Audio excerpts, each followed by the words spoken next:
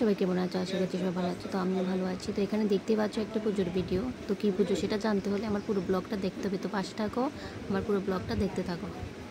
তো যেহেতু কালকে তো সবাই মিলে আগের দিন রাতে মায়ের মূর্তি আনতে গিয়েছে। দেখো সবাই কত আনন্দ করে মায়ের মূর্তি আনছে। তো আমরা যাইনি, সব ছেলেরাই গিয়েছিল। তারপরে আমরা সকাল সকাল উঠে বাড়ির কাজ শেষ করে পুজো গেলাম। পুজো ওখানে গিয়ে পুজোর কাজটা রেডি করে দিলাম, যেহেতু পুজো তাড়াতাড়ি হয়ে যাবে। তো সেই জন্য পূজাটা রেডি করেছি, তখন ওইটা তোমাদেরকে দেখাতে পারিনি। তো এরপরে পুজো চলে এলাম যে আমরা যখন ঘট ভরতে যাচ্ছি ওই ভিডিওটা নিয়ে। তো দেখো ওইখানে আমরা সবাই মিলে ঘট ভরতে যাচ্ছি। এখানে আমার একটা বাড়ির পাশে বড় যাচ্ছে, ওটা দিদিটা কুলোটা নিয়েছে।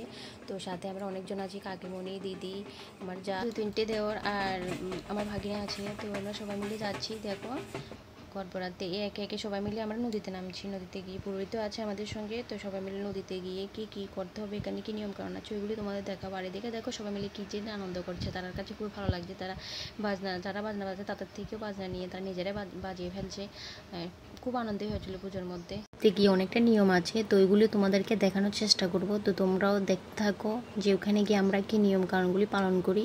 তো আমরা সবগুলি জানি না। তো দেখো দিদি এই নদীতে প্রথমে গঙ্গাকে আনয়ন করছে। তো সঙ্গে আরও অনেকগুলো নিয়মকানুন আছে। একে একে কি দুর্বা দিয়েছে, ধান দিয়েছে, সঙ্গে তেল দিয়েছে, সিঁদুর দিয়েছে, তারপর পান সুপারি অনেক কিছু নিয়ে যেতে হয়। তো এখানে একটা ভোগ নিয়ে যেতে হয়, কাজে দিয়ে জলগুলো একটু কেটে দিতে হয়। তো সবগুলি নিয়ম আমি জানি না। তো দিদিও তেমন একটা করে জানে না, তো দিদিকে শিখিয়ে দিচ্ছে। তো একে একে দিদি সবগুলো নিয়ম দেখো সুন্দর করে পালন করছে। তারপরে একটা লাস্ট কাজ রয়ে গেছে যে ঘট ভরা, ওইটাও আমি তোমাদেরকে দেখাবো। তো একটু পরে আমরা ঘট ভরছি, ওইটা তোমাদেরকে দেখানোর চেষ্টা করব। তো দেখো দিদি এদিকে সবার জন্য ঘট ভরে দিচ্ছে। তো ঘট ভরার পর আমরা আস্তে আস্তে পুজো মণ্ডপ উদ্দেশ্যে রওনা দিলাম। তো দেখো সবাই মিলে যাচ্ছি, আমরা অনেকটাই সামনে ছিলাম, সেই জন্য পিছনে ভিডিওটা তোমাদেরকে আর দেখাতে পারলাম না। তো আমরা এর পুজো মণ্ডপে চলে এলাম।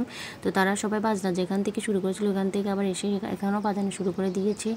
যেহেতু পুজো স্টার্ট হয়ে গিয়েছে, একটু পরে তো আর বাজাতে পারবে না, সেই জন্য এখন একটু বাজিয়ে নিচ্ছি বাজনাটা। তো আমি অনেক দূরে দাঁড়িয়ে আছি, দেখো এখান থেকে ভিডিওটা করা হয়েছে, অনেক দূরে আছি। তো এদিকে পুরোহিত মশাই সবগুলো কাজ শুরু করে দিয়েছে, পুজোর কাজ। এখন দেখাবো যে পুজোর জন্য আমি সকালবেলা কী কী রেডি করেছি। অনেকগুলি প্রসাদ আছে। পুরোহিত মশাই পার্সোনাল নিয়ে কে জানি একটা করছে, তো এটা আমি ঠিক বুঝতে পারছি না। তো এই জন্য আমি দাঁড়িয়ে দাঁড়িয়ে ভিডিওটা করছি আর ভাবছি যে কে জানি করছে। তো আমার মতন কেউ এটা জানতে চাও যে কী হচ্ছে, কেউ যদি জেনে থাকো আমাকে বল। আশা করি তোমাদেরকে আর বলতে হবে না যে কী পুজো ছিল, তোমরা মায়ের মূর্তি দেখেই বুঝতে পেরে গেছো যে এটা সরস্বতী পুজো ছিল।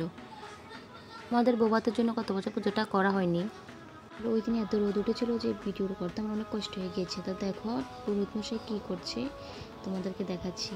দেখো মায়ের ফোঁটায় আর ফোঁটায় যেন কী একটা করছে, এটাও তো পুজোর নিয়ম আমি জানি না ঠিক করে। তো দেখো সবাই আমরা এখানে বসে আছি অনেকটাই দূরে, যেহেতু ওখানে অনেক রোদ। পুজোটাও শেষের পথে। তো পুজোর অঞ্জলি দেওয়ার ভিডিওটা আমি তোমাদেরকে দেখাতে পারলাম। সবাই অঞ্জলি দিচ্ছিল, তো আমাকে ক্যামেরা করে দেওয়ার মতো কেউ ছিল না, তাই জন্য তোমাদেরকে আমি দেখাতে পারলাম না। তো পুজো শেষ, এখন প্রসাদ খাওয়ার পালা। সবাই মিলে প্রসাদ খেয়েছি, বসে গিয়েছি খিচুড়ি, সঙ্গে ছিল সবজি। তো দেখো সবাই কেউ মাটিতে বসে খাচ্ছে, কেউ চেয়ারে বসে খাচ্ছে। তো বন্ধুরা এখানে আমার ভিডিওটা শেষ করছি। যদি আমার ভিডিওটা ভালো লেগে থাকে একটা লাইক, একটা কমেন্ট, একটা শেয়ার করে দেবে। আর নতুন হলে চ্যানেলটা সাবস্ক্রাইব করে রাখবে। সবাই ভালো থেকো, সুস্থ থেকো, টাটা।